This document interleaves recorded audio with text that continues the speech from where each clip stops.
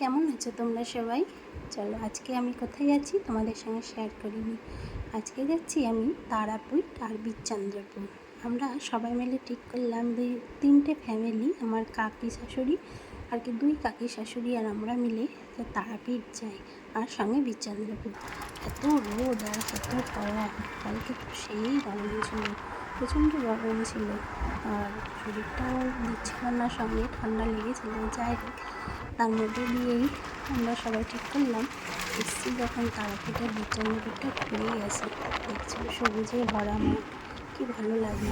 দেখেছো কেমন রোদ, কেমন দিন রয়েছে বাইরে, ভীষণ ভালো লাগলো। আর চলো তারাপীঠটা আমি যাচ্ছি আর কি। অনেক দিনের ইচ্ছে ছিল জানো, আর একবার তারাপীঠ মায়ের দর্শন করে আসি। গেছি 1 ঘন্টার মধ্যে, আমাদের বাড়ি থেকে ভীষণ সময়। হ্যাঁ, সামনে মুখে পাবার চলো ওইখানে এর আগে আমরা নিয়েছিলাম। দোকানপাটে সেরকম কিছুই খুলেনি। কত করে মালা?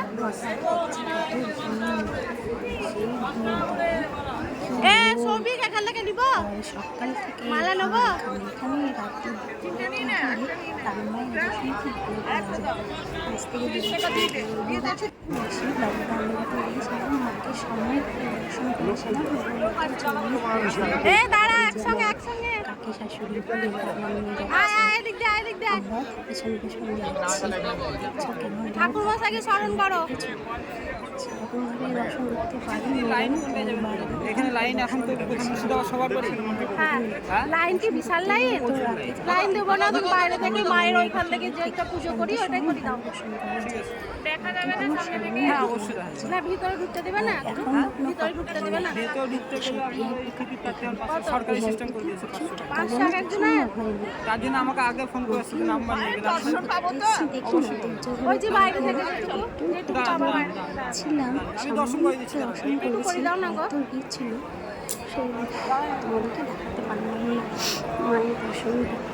যাই হোক, তোমরা নিশ্চয়ই এসছো তারাপীঠ মায়ের দর্শন করেছো, কি ভালো লাগলো। তোমাকে বারবার দেখি, ভালো লাগে। সেদিন আরও আমরা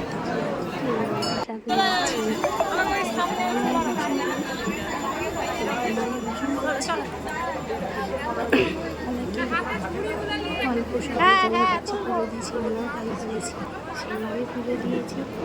গঙ্গা দিয়েছিলাম, গঙ্গাতে গিয়েছিলাম।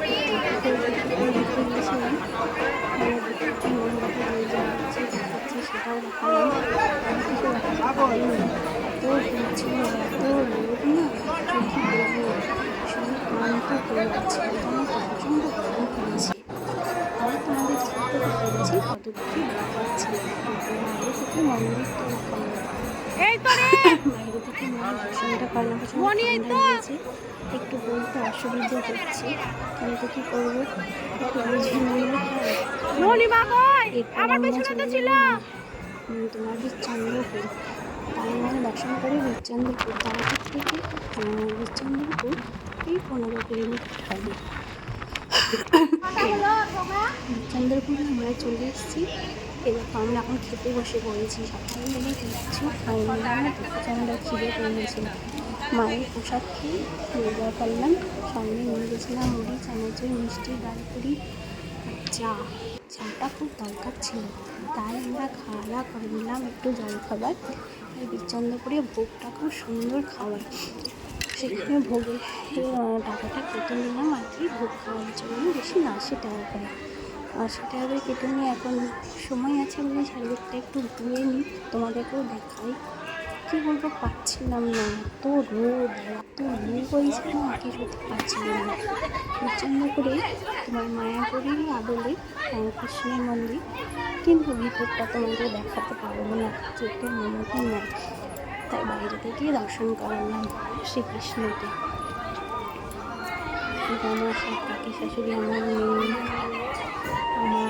আমার ননদ, মা, সবাই মিলে আমরা যাচ্ছি মন্দিরের ভিতর। শ্রীরামকৃষ্ণ না, শ্রীকৃষ্ণের মন্দিরের ভিতর বাইরে থেকেই তোমাদের দেখাচ্ছি। আগে বললাম ভিতরে কারণ অনুমতি মানে ছবি তোলার কোনো অনুমতি নেই। একদিন একজনে তুলেছিল, তাকে সব ডিলিট করতে হয়েছে। কেউ হয়তো ফাঁকে ফাঁকে করে, যাকে আমরা করি না। সব খেতে চলে এসেছি, কারণ হয়ে গিয়েছে মায়াপুরের আদলেই প্রথমে তো খিচুড়ি ভোটে দিয়ে দিল, খুব সুন্দর খেতেছিল খিচুড়ি ভোট। তারপরে ভাত দিয়ে দিল, সোয়াবিন আলু একটা তরকারি ঝোল ঝোল করে। খাবারগুলো খুব ভালো ছিল। ডাল তো আছে, কলাইয়ের ডাল ছিল, জানো খেতে খুব ভালো লাগলো, ভীষণ ভালো খেতে। কী বলবো, কাপড়ের খুব ভালোই হয়।